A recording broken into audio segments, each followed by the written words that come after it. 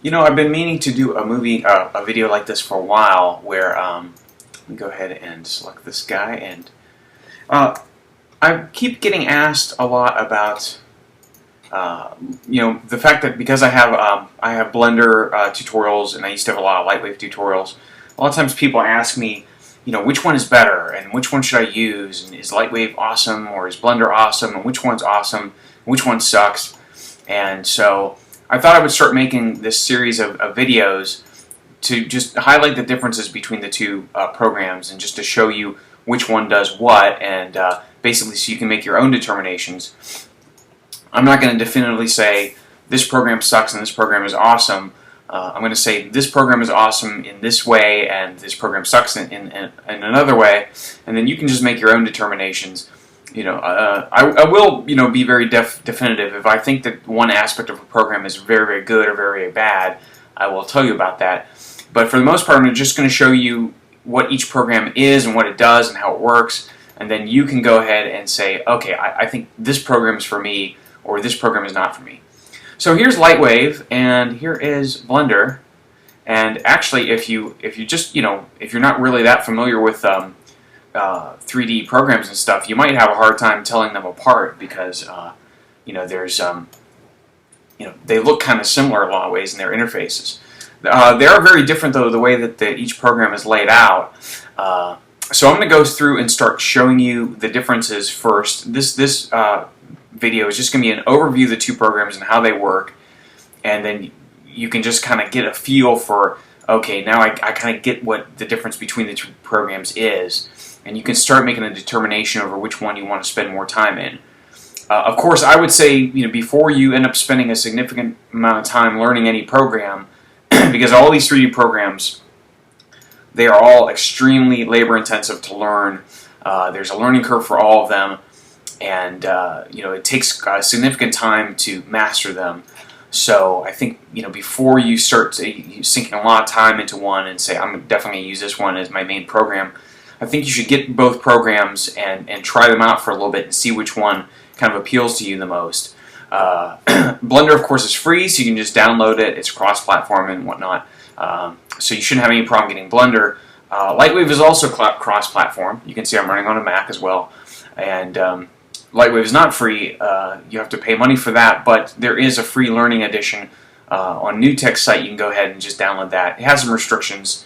I don't know if you can save scenes. I know that it has a watermark over everything, but you can at least get the feel for the interface. So let's just go ahead and start looking at both programs, what each program does and how they are different. Okay, so this is Lightwave, and Lightwave is actually different in a lot of ways because it's actually two programs. Layout, which we're in right now, is basically like a virtual sound stage where you have a camera and you have lights, and you move and position your camera around, and you import models and rig them and texture them and animate them. And so basically you do all of your rigging and texturing and everything like that inside of Layout. There's a separate program called Modeler, and as you can see here, Modeler is its own separate thing that just does modeling. The only thing Modeler does is you model, and then you create materials and assign them to certain parts of the model. All right. So, for example, I'll just start dragging out a box here in Modeler. All right. And then you can kind of determine, how many sections it has, and then you just hit the Enter key when you're done. I'll create like a little ball here. Shift O. You just drag these little handles around, you get like these starter shapes, and then you can start just kind of selecting areas of the model and manipulating them. Alright, so all you do here is model, and once you've done your modeling, you save your model out, and then you import it into Lightwave, or into Layout, and then you start doing different things, animating it, rendering it, assigning, final textures and things like that, adding different special effects and whatnot. You do have your particle system here, your dynamics and everything, but your modeling is all done separately. In Blender, what you do is you have everything in one space. So if I want to add a model here, I'll just hit Shift A to start adding like some sort of basic mesh. We'll just add a cube. And then you have to go into like a modeling mode by hitting the Tab key or using this drop down here to go into the different modes. So you go into your edit mode, and then you start adding sections to it. Okay. And then you just go ahead and manipulate it the same way you would in Lightwave. The actual tools, the modeling tools themselves, have a lot of similarities to the way they work.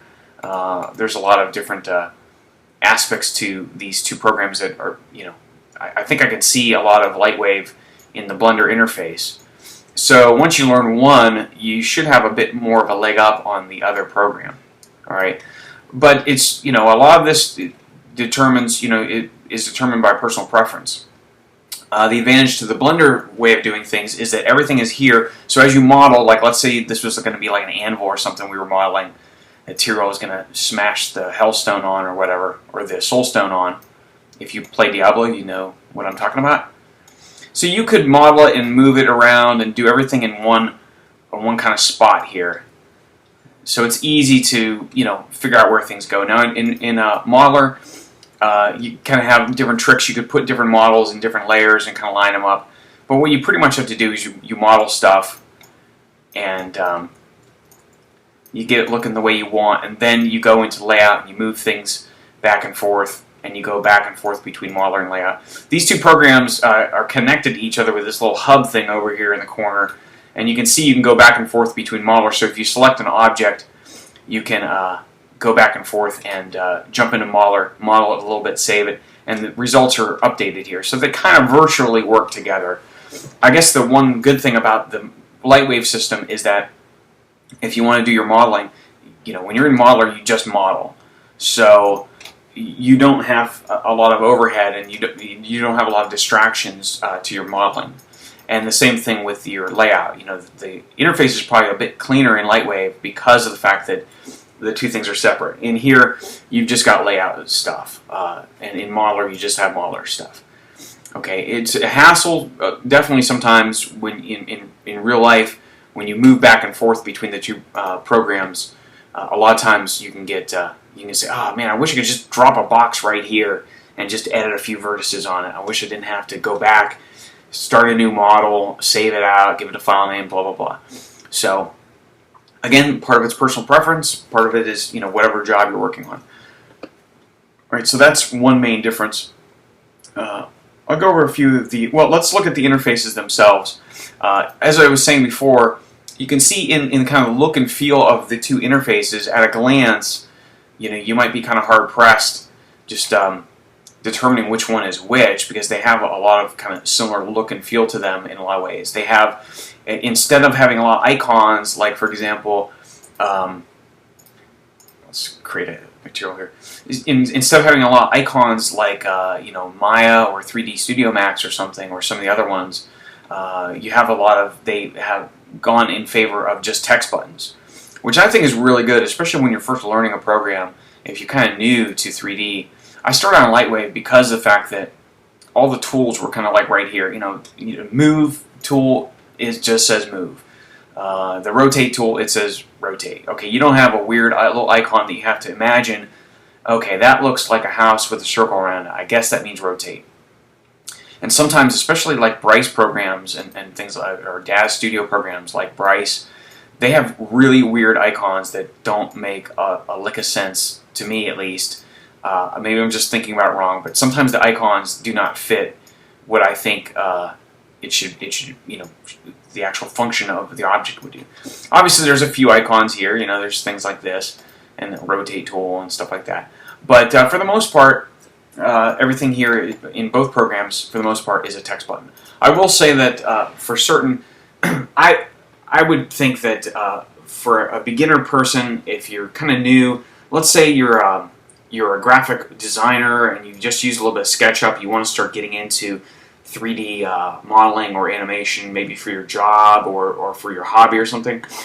Maybe you've come in from Photoshop or Dreamweaver background and stuff, and you kind of have a good feel for software, but you don't really know the 3D stuff that well. Well, then I would definitely say that Lightwave is probably easier to start out with because it follows a lot more of the conventions of standard software. So for example, I'm having a hard time selecting it, but okay. So if we just select something here, like the camera or something, if I can get it, okay. The screen capture software is messing with me here. It's making it very difficult to move around both interfaces. But you just select things with the left button and you just start dragging them around. You'll see these little handles, and it's pretty self-explanatory. You know, you just move stuff around, and the buttons are all labeled.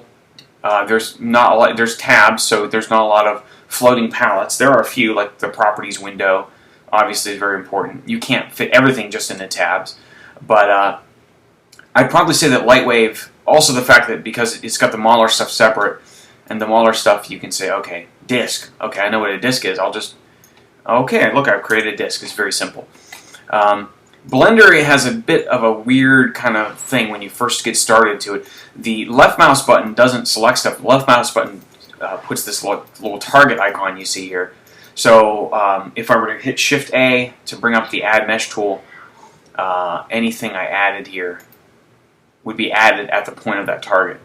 And you actually select things with the right mouse button, which is completely different from most programs. Certainly all the other 3D programs, you select stuff with the left mouse button, and you manipulate things or bring up different options with the right mouse button or middle mouse button. All right. So you know, that aspect of it, I would definitely say goes to Lightwave. Also, the rendering aspect of Lightwave. Lightwave's been around for a really long time. It's been used in television production, especially, for a long time to do logos and the animations and spaceships for Babylon 5 and stuff like that. Some feature films and things like that. So the rendering aspect of Lightwave is just really, really incredible. You can choose these like real-world cameras, and you can actually, you know, choose the type of camera that you want to mimic. So you can make your Lightwave work mesh pretty seamlessly with, you know, work you've done with a digital camera, for example, or you can make it mimic, like, you know, real world lens effects. And the renderer in Lightwave is extremely fast and extremely accurate. So I definitely give the edge in interface and rendering to Lightwave. The biggest thing I would say is Lightwave's downfall over Blender is, okay, so I'll start moving stuff around. For one thing, you can see, you know, I like to do character animation a lot. That's one of my things. I want to tell stories with my animations, and I'm just really not that interested in doing a nice little logo or just architectural fly-through.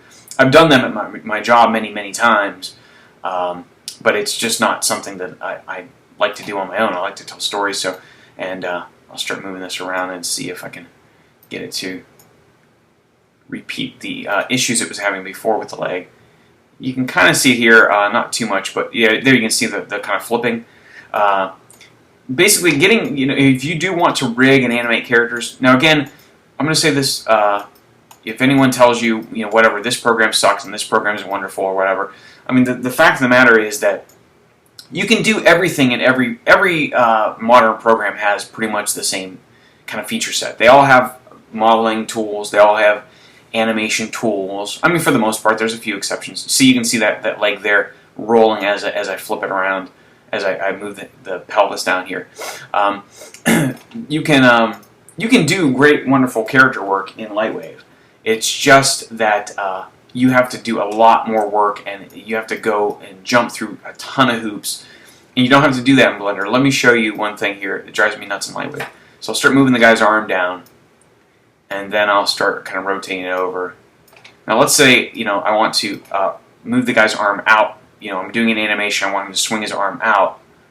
But you can see here I can't really do that from this angle because these, you know, these coordinate systems here, rotation axes, get all screwed up. So you have to kind of manipulate in different ways. What you basically have to do is you have to have a bunch of different bones in here, like invisible little bones, and have each one be responsible for a different axis. It's really a hassle. And you can get around this. This is called the local coordinate system.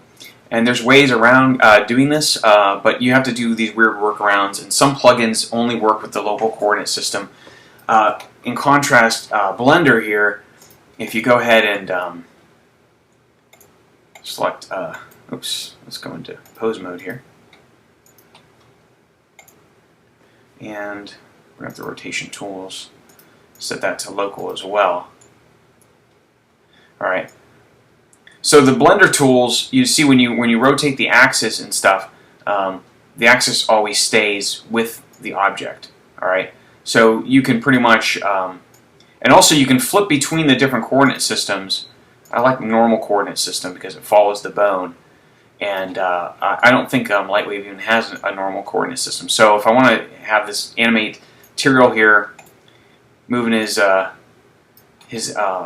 up here to swing the sword, I can easily pose the character, and when I animate the character also, it doesn't suffer from this thing called gimbal lock, which we have here in this case. You can see here in the gimbal lock case, the axes are all kind of aligned on the same plane here, and you can't really get a good... It's very difficult to pose the model at this point.